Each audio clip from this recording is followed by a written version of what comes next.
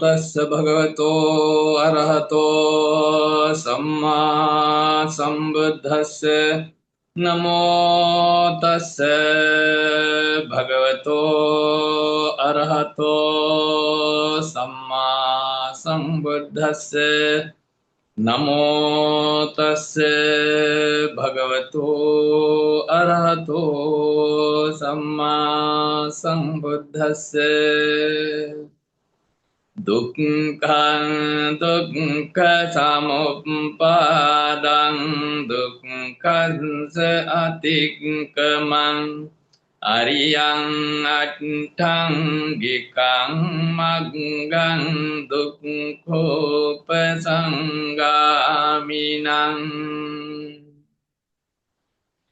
चार आर्य सत्य है। दुख है और दुख का कारण है, दुख का मुक्ति है और दुख का मुक्ति का मार्ग है। यही आर्य अष्टांगिक मार्ग। परम पूज्य महासंघ और प्रिय उपासक उपासिकाएं, आज भी हम लोग ये संडे महाबोधि धम्म सभा शुरुआत कर रहा है। मुझे मौका मिला है, इसके लिए आप सभी लोगों को धन्यवाद। आज भी मैंने ये गाथा सुनाया धर्मपद की। इस गाथा के द्वारा गुरु सम्यक संबुद्ध चार आर्य सत्य की उन्होंने बात कह रहा है। हम सब सुने हैं और पता है गुरु सम्यक संबुद्ध पहला धर्म प्रवचन से लेकर के बहुत सा धर्म प्रवचनों में ये चार आर्य सत्य को लेकर के दुख की मुक्ति का मार्ग दिखाया। अलग अलग तरीके से ये दुख का मुक्ति का मार्ग बुद्ध ने उन सूत्रों में, उन प्रवचनों में कहा। ये धम्मपद में भी इस गाथा के द्वारा बुद्ध ने यही सिखा रहा है। दुख है और उस दुख के लिए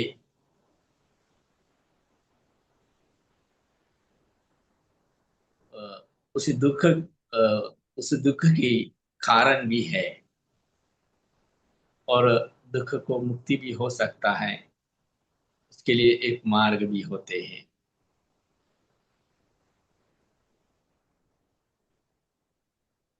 जाति भी दुःखो जरा भी दुःखो व्याधि भी दुःखो मरणम भी दुःखं पिये ही विपयोगो दुःखो अप्पिये ही संपयोगो दुःखो। ये दुख के बारे में बुद्ध ने ये सिखाते हैं। जन्म लेना ही दुख है और जन्म लेकर के धीरे धीरे उम्र बढ़ते बढ़ते बढ़ रहा है। उम्र के साथ साथ अनेक समस्या संस्कार बनता जा रहा है। वो सब अपने भीतर ही इकट्ठा होता है कि जन्म से जो मिला हुआ पांच इंद्रिय है, उन पांच इंद्रिय और मन के साथ मिलकर ये सभी बाहरी जो चीज होते हैं वो सब खुद के भीतर लेता रहते हैं। वो सब लेते लेते वो अपनाता है। ये अपनाते अपनाते जो अहंकार बढ़ता जा रहा है, फिर समय के साथ साथ साथ ये मन की, नहीं तो भीतर की भारीपन बहुत महंगा पड़ जाता है। फिर वो एक दुख के रूप में हमारे भीतर चुप जाता है। ज्ञान के बिना तो समझ नहीं सकता है, देख नहीं सकता है, लेकिन लगता है, फीलिंग हो जाता है, समझ से बाहर हो जाता है।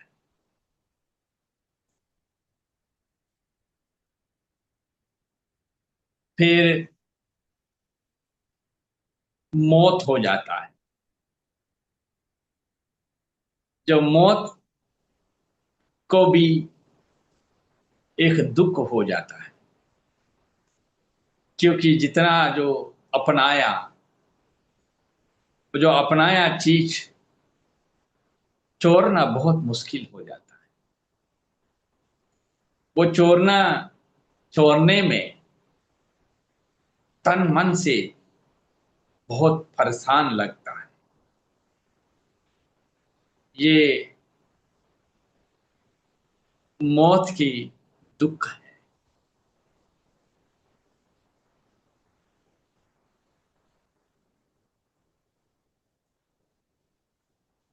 और जीते जीते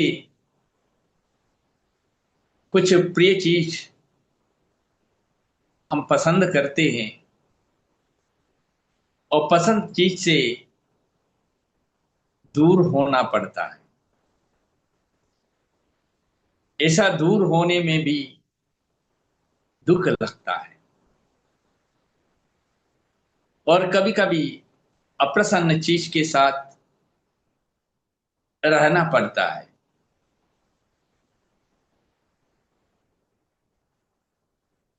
वो भी एक दुख है। एक संक्षेप से लेंगे तो ये पंच उपादान ही, जो इंद्रियों के द्वारा जो हमारे भीतर जो इकट्ठा होता रहता है,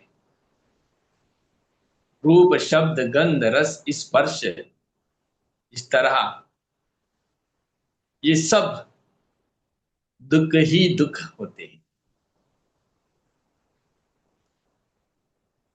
और ऐसा दुख कैसा उत्पन्न होता, उसके कारण बुद्ध कहते हैं तृष्णा है। अर्थात हमारे जो नजर में सामने जो दिखाई देते हैं, वो चीज पाने के लिए, अपनाने के लिए जो मानसिकता उठता है, ये तृष्णा है। इसी तरह जो आवाज सुनते हैं, वो सुनाई देने वाला चीज अपनाने के लिए मानसिकता उठते हैं, तृष्णा है। आशा से शुरू होकर के वो तगड़ा से वो बंधन हो जाता है, वो तृष्णा के रूप में हमारे मन के साथ जुड़ जाते हैं। इसलिए वो जो चीज है, जो पंच इंद्रिय के साथ जो घटित होने वाला आरम्भन है, रूप वेदना, रूप शब्द गंध रस स्पर्श, ये इस चीजों के साथ जो जोड़ना काम तृष्णा हो जाता है। उसके बाद भव तृष्णा आ जाता है।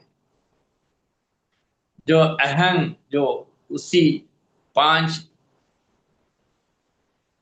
पंचकाम के साथ जो भीतर बनने वाला जो अहंकार, जो अहंग नहीं तो मैं, फिर चलना शुरू हो जाता है। वो भव के रूप में आगे बढ़ जाता है। और इसको भव तृष्णा कहते हैं। और अगर कोई इस भव तृष्णा के विपरीत चला जाते हैं, उसको भी एक तृष्णा के रूप में बुद्ध कहते हैं, विभव तृष्णा। ये काम तृष्णा, भव तृष्णा, विभव तृष्णा, ये सांसारिक दुख की कारण बन जाता है। फिर ये जो सारी दुख मुक्त हो सकता है, कैसे मुक्त हो सकता? मध्यम प्रतिपदा, आर्य अष्टांगिक मार्ग के द्वारा। सम्मा दिट्ठि, सम्मा संकल्प, सम्मा वाचा, सम्मा कम्मंत, सम्मा वायाम, सम्मा सति, सम्मा समाधि। ये 8 अंग की जो अभ्यास जीवन में ज्ञान की चक्षु के द्वारा, सम्यक दृष्टि के द्वारा अगर अभ्यास में लेके आते हैं, तो ये 4 आर्य सत्य की सत्य को समझकर, जानकर, प्राप्त करके, अनुभव करके इस सांसारिक चक्र तोड़कर सभी क्लेशों को निष्प्रभा करके, समाप्त करके दुखों से मुक्ति हो सकता है। यही आज गाथा की अर्थ है। और एक कहाना, एक घटना भी, कहानी भी हम लोग सुनते आ रहे हैं। वो भी थोड़ा आज के लिए और आगे बढ़ेंगे। हम लोग जो सुनता है, एक घटना है बुद्ध की समय का। और एक प्रसेनजित कौशल राजा का जो पुरोहित, उनको जो अपना पद पे, तो पद पे उनका जो इच्छा है खत्म हो गया। उनको उनको मन में आया कि राजा कभी भी बदल सकता है, ये राजा से मिलने वाला ये सुख संपत्ति के साथ जीना उतना उचित नहीं है। इसलिए वो श्रमण वेश धारण करके अग्निदत्त नाम से प्रसिद्ध हो गया। और एक नदी के किनारे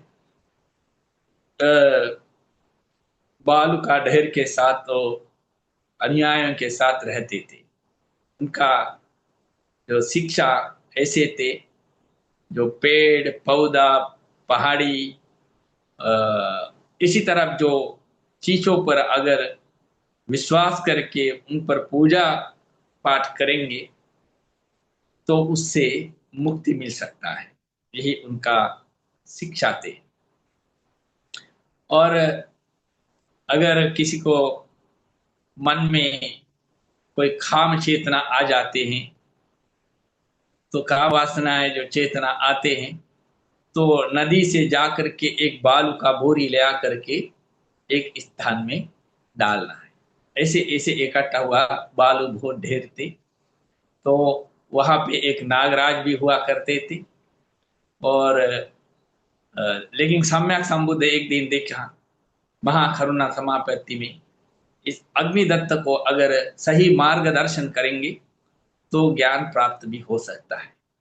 इसलिए सम्यक संबुद्ध महाकरुणा से इनको मदद करने के लिए सोचा।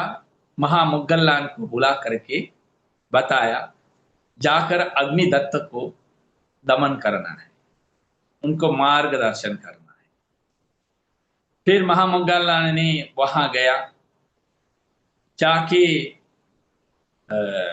अग्निदत्त से, जो रात का समय थी, और महामोग्गलान ने अपना जो शक्ति से एक बारिश का फुहारा करवाया। फिर सभी शिष्य और गुरु सब लोग अपना अपना कक्ष में चला गया। सीधा महामोग्गलान ने अग्निदत्त की कक्ष में जाकर रहने के लिए स्थान मांग रहा था। ये पिछले सप्ताह तक हम लोग यहां तक सुने, लेकिन अग्निदत्त राशि नहीं हुआ महामोग्गलान को जो ठहरने के लिए वहां पे जगह देने के लिए। लेकिन फिर भी महामोग्गलान ने याचना किया, रिक्वेस्ट किया, अ, कहीं भी देना है। फिर आखिरी में महामोग्गलान ने पूछा, यहाँ पे जो बालू का ढेर है, कम से कम यही तो बता दो, मैं इधर ही ठहरेंगे, रात को बिताएंगे।